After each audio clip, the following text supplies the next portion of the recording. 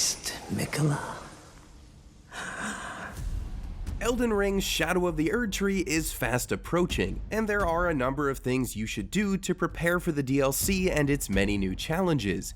In a game as big as Elden Ring, that list could practically go on forever, so we've condensed this video down to 9 main tasks.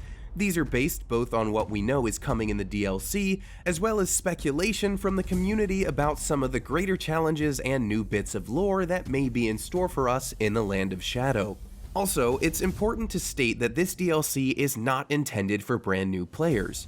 Just reaching the new content in Shadow of the Erdtree requires you to have cleared some difficult mid to late game encounters. If you're an Elden Ring newcomer, consider checking out our other guides for combat tips or things the game doesn't tell you. For the more experienced Tarnished out there, let's do this. The very first thing you need to do to prepare for Shadow of the Erdtree is make a choice: to start the DLC with a save file from a standard playthrough, or witness one of the game's endings and go in with New Game Plus. Only you can make that decision, but here are some things to consider. If you decide to go in with a totally new character, you'll need to do everything on this list, rather than just double checking what you've already cleared. The upside is that you could discover a fresh, fun build to take on the new challenges in the DLC. We'll talk more about builds in a bit. If you've finished the game but not converted that save into a New Game Plus run, then you should already have pretty much everything you'll need to start Shadow of the Erdtree with your best gear already equipped. If you do decide to play the DLC on New Game Plus, remember that it makes all parts of the game harder by its very nature, giving enemies more health and greater attack power. The flip side is that they'll grant more runes, which you can use to further increase your own power. But that's the consideration you have to make before even starting on the path toward the DLC. Hand in hand with New Game Plus is the question of what level you should be before taking on Shadow of the Erdtree. It's important to note that the DLC will introduce a new separate leveling system. Without knowing the details of that, this is really a question of maximizing your level within the base game. You should also grab yourself a few larval tiers if you decide to respec based on new encounters in the DLC. See the first link in the video description if you need help tracking down a few. We don't currently know if there will be more in Shadow of the Erdtree, or if the new leveling system will have an additional method of respecing. Regardless, most players will find themselves above level 100 as they near the end of the game. Taking on optional bosses like Mohg or Malenia, for example, is only recommended if you are in the 120s or 30s. If you have yet to clear every mini-dungeon, or if you've left a few great enemies alive, now's the time to take care of them. If you're looking to boost yourself quickly, we do have an updated rune farming guide you can use to get those numbers flowing. This might also be a good reason to go into the DLC via New Game Plus if you're considering it. That way you can fight the demigods for tons of runes and a second helping of their remembrances. Speaking of bosses, there are 2 you must defeat before you can start Shadow of the Erdtree. The first is General Radahn. We're not exactly sure why this is a requirement for the DLC, but director Hidetaka Miyazaki has confirmed as much. Radahn is not the first demigod we recommend taking on with any fresh character. At a minimum, you want to be above level 60, but preferably in the 70s. If you do go to Redmane Castle early, be prepared for heavy resistance around and inside the fortress. However, if you progress through the game and reach the Altus Plateau before visiting the castle, it'll actually be completely empty. In either case, you'll still have to face Radahn in one of the game's most epic and memorable fights. The other boss you must beat is Mohg, Lord of Blood. Confronting him in Mohgwyn Palace is a long and involved process, so we're going to refer to our guide on the fastest way to access the DLC for all the details there. But remember, there are a few branching paths that lead there. First, there's an online PvP and an offline PvE version of White Mask Vare's questline. Once you've communed with the Two Fingers for the first time, he'll appear at the Rose Church in Liurnia of the Lakes. The third path requires you to reach the Consecrated Snowfield, a hidden endgame area you can only access with 2 halves of a special medallion. Again, we have a whole other video guide for that, so give that a go if you need assistance reaching the Snowfield and the preceding region, Miquella's Erdtree. You might actually want to push into the Erdtree and explore that sprawling legacy dungeon more thoroughly. The tree was sprouted by Miquella, whose lifeless body now lies in an egg atop Mohg's palace. It would be good to familiarize yourself with this lore before starting the DLC, as it's going to be expanded upon in the new content. There is no shortage of information and speculation about Miquella out there on the internet, but the short version of the official story is this. Cursed to live as a child forever, Miquella grew the Erdtree as a way to remove the scarlet rot from their sister Malenia. Unfortunately, they were stolen away by Mohg before this process was complete. Their corpse remains in the egg while their spirit navigates the land of Shadow.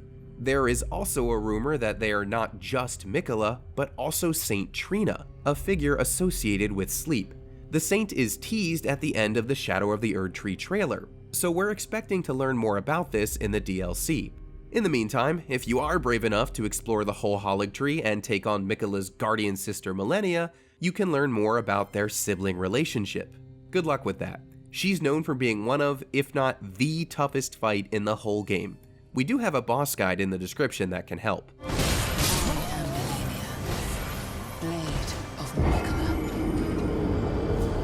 You'll want to pick your best build not just for the Malenia fight, but also for all of Shadow of the Erdtree.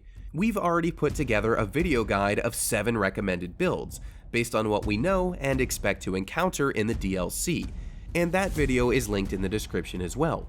To quickly summarize, we know that there will be a poison area, so poison-resistant gear is a must for that. We also know that the new boss Mesmer uses fire attacks, so you'll want fire resistance too. Beyond that, you'll want to maximize your personal build with all the spells, talismans, ashes of war, and spirit ash summons that best suit your playstyle. Ignore the haters. Get that mimic tier ready to go. The rune farming we mentioned earlier comes into play again here, but you should also take care to maximize your flasks of crimson and cerulean tears. That means collecting every golden seed and sacred tear, which will increase the number of flasks you can carry and their effectiveness, respectively. For a list of all golden seed and sacred tier locations, as well as recommendations for the best accessories and spirit summons, follow the links in the video description. For a quick list, these are some of the best talismans in the game: the Great Jar's Arsenal, Assassin's Crimson and Cerulean Daggers, Crimson Amber Medallion, the classic Erdtree's Favor, and the multi-purpose Radahn Sword Seal. For Spirit Ash summons, you can't go wrong with the Mimic tier.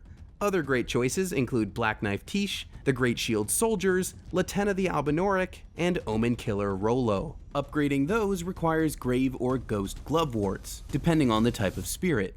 You can occasionally find these out in the world or inside catacomb dungeons, but you can also buy them once you visit the Twin Maiden Husks at Round Table Hold and hand over certain bell bearings.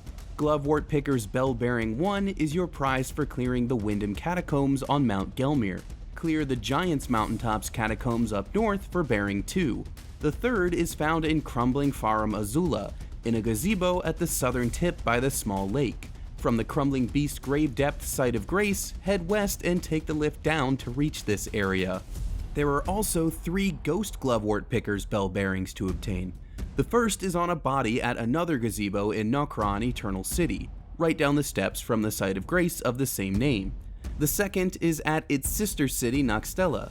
From the Site of Grace at the city entrance, head up the stairs and take a left to find the chest inside the first door. The last bearing is found in the graveyard at the bottom of Elefel, Brace of the Erdtree. There are also links to help you prepare for the new gear we're going to discover in Shadow of the Erdtree. We already know that 8 new weapon types are on the way, and you can prepare to upgrade them by building up your collection of smithing stones.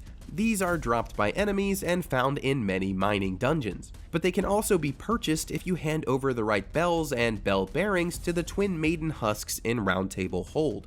Note that for the top tier Ancient Dragon smithing stones, there are a limited number available in the game. This might be yet another reason to choose New Game Plus for your playthrough, but regardless, we have every location marked in the second to last link in the description. There is one last little thing you should probably prepare for, and that's the Madness status effect. It doesn't come up too often in Elden Ring, so it wasn't necessarily expected in the DLC, but then From Software showed us a picture of this freak. Bloodborne fans immediately thought of that game's Winter Lantern, so there's heavy speculation that this thing will induce madness in any Tarnished who gets too close. There is no madness-resistant gear in Elden Ring, but you can raise your innate resistance to it with the focus stat. To increase that, you'll need to level up your mind. You can also clear up your madness meter with the lucidity spell or clarifying boluses. For the spell, you'll need to defeat Preceptor Miriam in the inverted Carrion study hall. If you don't know how to get there, don't worry, just hit the final link in the description here. Crafting clarifying boluses is simpler, but you'll need to learn the recipe from the Frenzied's cookbook. Grab it off the body in Frenzied Flame Village here in northern Liurnia. Then mix 2 Dew-Kissed Herba, 1 Crystal Cave Moss, and 1 Eye of Yellow. If you haven't come across any of those in your travels, you can always go for the Lucidity Sorcery. It's worth it to save your sanity. So don't lose your head. If you have any other questions about how to prepare for Shadow of the Erdtree, we've got you covered. For everything else Elden Ring and more, keep it locked at IGN.